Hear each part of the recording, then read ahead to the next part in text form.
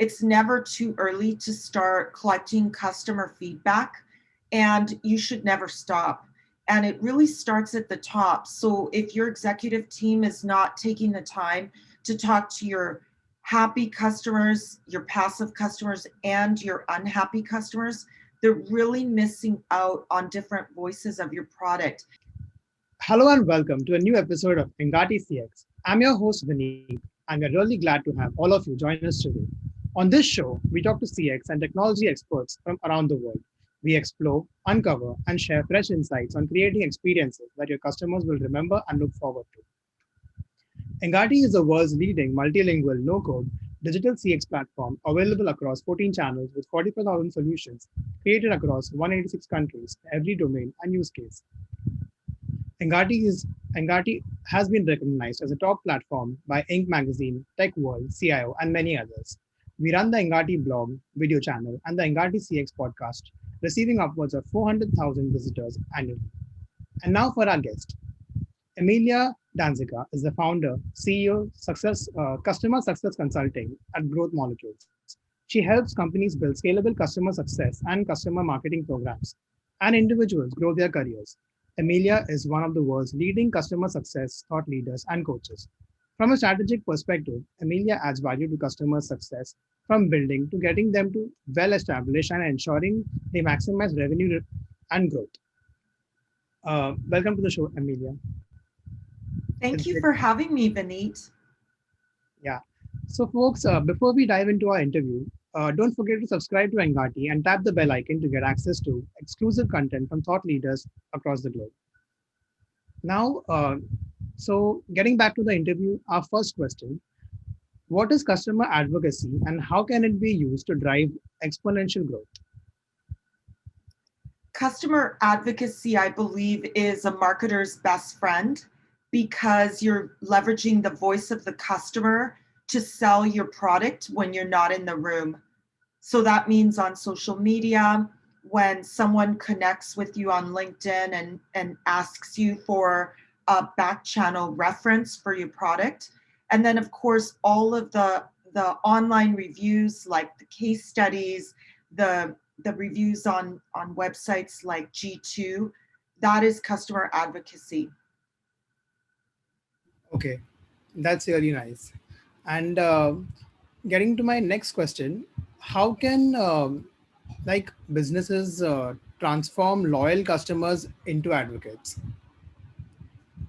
I think it starts with putting yourself in the customer's shoes.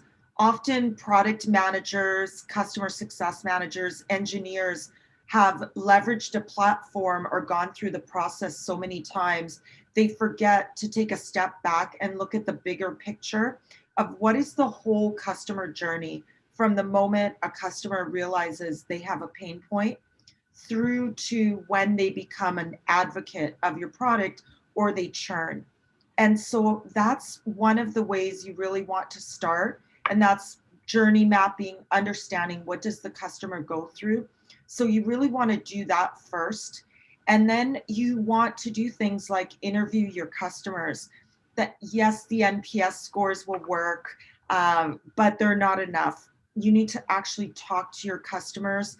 And that's why Mark Benioff, for example, of Salesforce, you might think of Nick Mehta of companies like Gainsight, they are actively talking to customers every single day, getting feedback on their products, and then bringing it to their companies to ensure that the experience they're delivering to their customers naturally creates these advocates that will give you those great referrals when people are asking for feedback on your product. Okay. And what do you think would be a better, score to like something like a CSAT or an NPS? Or do you think both? Well, NPS, yeah, they're completely different. So NPS is Net Promoter Score. A Harvard professor made up this somewhat controversial score of minus 100 to plus 100. And the way they average NPS is 0 to 6 is considered a detractor. and 7 to 8 is considered a passive customer, someone who is indifferent whether they're using your product or not. And only 9 and 10s will promote or advocate for your product. So I don't believe NPS is enough, and you really do need to ask additional questions, not only once a year, but actually throughout the customer's journey, because different experiences through using your product, for example, during onboarding versus when they've adopted more of your features, is a very different experience. Yeah. Now, CSAT means customer satisfaction, and typically those will come to you after an experience with support primarily. So if you're using a chatbot, for example, right after you finish that experience, you may have a question that says, do you feel you received what you needed to be successful with your product? Was your question answered, essentially? And that is customer satisfaction. If the customer says thumbs down, no, then that is a flag for you to go back to the customer and ensure that they have their query addressed. So very different. CSAT is about the support experience. NPS is the customer's experience to date with your product. So completely different measurements of success. So, what do you think would be a better way to measure the customer advocacy among these two? There is no one way. If you're just doing CSAT, when you're asking for someone for feedback on support, you're missing out on the voice of customer Correct. throughout the entire journey. What Yes. if I am a customer and never need support help? You will never know that I could be an advocate or a detractor. Whereas getting the pulse of your customer throughout the entire journey requires something like a post onboarding survey, NPS, surveys throughout the experience, maybe with a pop up in the customer's experience after maybe they've tried a new product that you just launched. Those are really, really important opportunities to capture your voice of customer. And CSAT will simply not do that. But you want CSAT as well for those support experiences. So it's really important to have a combination of both. Yeah, I totally agree to that. Mhm. So, how do you leverage customer advocacy before a prospective customer visits your website? Often, especially with larger enterprise opportunities, a company will not purchase your product without speaking to references. So you want to make sure that you are constantly keeping up with the pulse of your customers and understanding if they'd be a reference for you, making sure you put that information in a CRM or a place for your sales and customer teams to be able to quickly access and ask those customers to be a reference for you. As well, looking on social to see what your customers are saying about you on public social review sites. And then, of course, looking at data throughout the customer's journey and identifying which customers are your advocates, asking them, will you do a case study for us? Will you speak at a conference with someone on our team? At the end of the day, your prospects don't really care about your product or what the salesperson is telling you. What they care about is the voice of another customer who's in a similar pain point situation like them. Those advocates are the people who will sell your product, not your salespeople. Yeah, that really makes sense. Like how much reading a case study would make a difference to my customer. Like whatever my salesperson tries to say will not enter them. It'll always be what's so useful. Especially Yeah, please go. Yes, especially if your company's fairly new and you're disrupting a space, why should they trust you? There Correct. are proven names out there. So if you're going to go out and start a new company, make sure you get your advocates early talking about you. Okay. And so, being focused on nurturing customer advocacy and enhancing employee engagement, How can we define journeys that matter to customers while anticipating the customer's needs and future challenges? What I would suggest is getting a whiteboard and putting the customer's journey on that whiteboard with your team, and then drawing out all of the opportunities to expand and create an advocate, and all of the opportunities where that customer can churn or have a poor experience. Once you have that map, you need to work with your product team to realize where you can alleviate those pain points with either product enhancements or quick fixes that you may be able to implement. And if you're not, what are alternative solutions? So often companies will work to use digital adoption platforms Yeah. to guide a user through that experience. And that's really important when you're thinking about what are the challenges my customers are having? How are they changing over time as they become perhaps power users, or they're getting closer to their renewal date? And then what can we do early on in the customer's experience? Because that is when customers most likely will have buyer's remorse and Yeah. seek to get out of a contract, for example. Okay. So when you say something like quick fixes, can you please elaborate a little bit more on that, maybe with an example?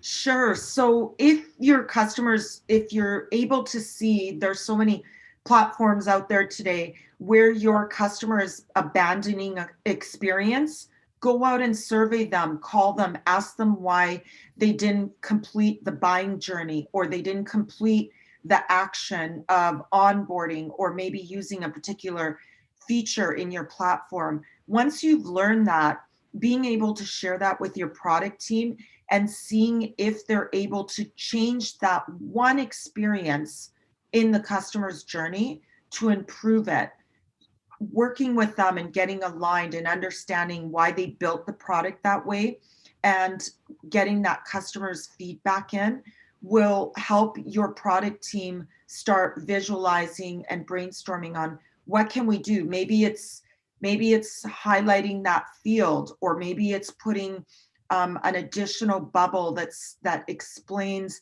what to do with that point of friction, or that field that's stopping customers from completing their journey. Can be an example of a quick fix. Okay. And let's say we received a negative feedback when while conducting one of those surveys. How do we, like deal with that then? Like, Yes, that's a great can we question. Too pretty many tricky? companies.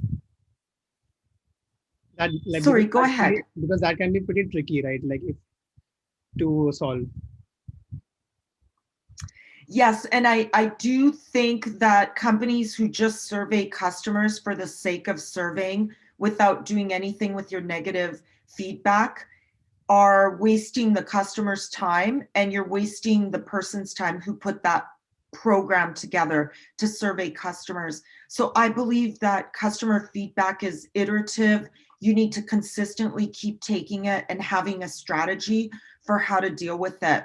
What I've done with surveys is automated them for clients so that as soon as a survey comes back as negative, or what they deem as negative, maybe if you're using NPS, it's 8 to 0. Or if Yeah. you're using a CSAT, it's thumbs down, or that frowny face that some platforms have. Yeah. And then triggering a message to Slack, for example, for the right. So if it's product related, then the product team has 24 hours to reach out to the customer to understand. If it's a customer support experience that they're rating poorly, then support has 24 hours to reply, and so on and so forth. So identifying what are the possible reasons why this customer is unhappy and routing that information to the right person or team to help the client can be highly, highly effective. And you can have these listening channels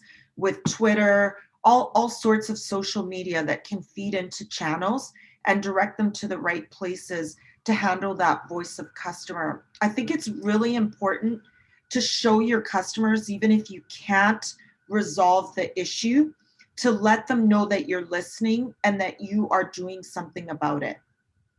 Okay. So I think you like leveraging the power of social media would be one point which you would agree. Yes, Okay. Thank you. absolutely. So, a common assumption behind customer experience initiatives is that there's a strong relationship between loyalty and advocacy. Could you please explain how loyalty and advocacy are different? And is customer loyalty enough? No, I'll start with your second question first. Customer loyalty is not enough. I can love a brand, have been an advocate for a long time, but if my needs change and your product changes, then I need to start looking at alternatives. So customers change, their demands change, and if your product isn't keeping up, then how can I possibly be loyal? I think that's really important to keep a constant, again, pulse on the voice of the customer. And then advocacy is what customers do when you give them a wow experience. And I'll give you an example. Yes. I recently purchased around the holidays in December. I decided I was going to buy myself a brand new iPad because I wanted to have a sidecar with my MacBook Pro. Correct. And the new iPads have this feature. So I purchased the product and told my husband, I'm buying myself a Christmas present. You don't have to worry about it. And what arrives at the door, because all the stores are closed in California, is my iPad. Now I'm on a meeting. I didn't get the iPad yet. It's at my door. So I finish the meeting. I look at my email, and I notice an email from Apple saying, "Welcome to your new iPad. By now you should have received it, and we'd love to give you an opportunity to meet with an iPad specialist to make sure that you're getting the most of why you purchased your product." They took me through a quick survey of about 5 questions, and Okay. I scheduled a product expert call. And then I said, "Wow, I don't even know if my new iPad's here yet." So I ran upstairs, and sure enough, it was at my door. And that is an amazing experience of how to create advocates before your customer has even opened the box. Yeah. And so I was even more excited at that moment. And I've been telling everyone since, because now they have me through this guided journey of, I got to speak to an expert. She sent me a bunch of videos on how to get even more out of the reasons why I purchased the product. And then periodically, I'm getting emails on new features, new tricks that I can be using with this product. That's how you make an advocate. So, will I be loyal to Apple forever? I'm not sure, maybe. But if something comes out that's better, I might not be. But you can bet I'll be an advocate for them because I am constantly wowed by the experience they give me as a consumer. That's an amazing example. That really puts so many things into perspective. Thank you so much for that. So, Emilia, would you like to share any other thoughts, with our audience? Yeah, if these are my lasting thoughts, I would say it's never too early to start collecting customer feedback, and you should never stop. And it really starts at the top. So if your executive team is not taking the time to talk to your happy customers, your passive customers, and your unhappy customers, they're really missing out on different voices of your product. And a good example of this is, why would you hire people that look and think like you? You Correct. need to hire people that think differently, look differently, and act differently than you. They will challenge your ideas, and they will also represent your customers, because you're never going to have just one type of customer. You need to be able to understand the different consumers and B2B buyers that you're selling to, and then make sure that you're incorporating their voices. And it really starts at the top and having a constant pulse, and build that journey, understand what your customers are going through. And then from there, can you really start understanding what are common pitfalls and why are some customers so successful with your products? Let's replicate those customers. It starts by understanding the customer experience. Yeah, because I feel once we analyze our customer journey, in that time we'll be able to see things that otherwise we would overlook. Yes, because you're so in the trenches, in Yeah, the details as product managers, customer success managers, sales. They're all interested in hitting their quotas, their goals for that month, that quarter, that they often forget, well, what about the customer? Like, what's in it for them? You yeah, want to make sure that you're constantly putting your customer as the hero in your company's success story. correct. That's absolutely right. And also, what do you think? Like, whose job is it to ensure that our customers are heard? Is it like the marketing team or the sales team or like the customer success team? Like many companies, it's still not clear like the roles. Yeah, so one, it has to start at the top. It has to be a CEO initiative Okay, that he or she is supporting. They have to put a budget aside for it. And I have seen customer advocacy live both in customer success and customer marketing. I don't think there is a one size fits all. okay, It's who has the resources for it and the right and can put a strategy together. So when you're a smaller company, you may have some teams doing a lot of everything.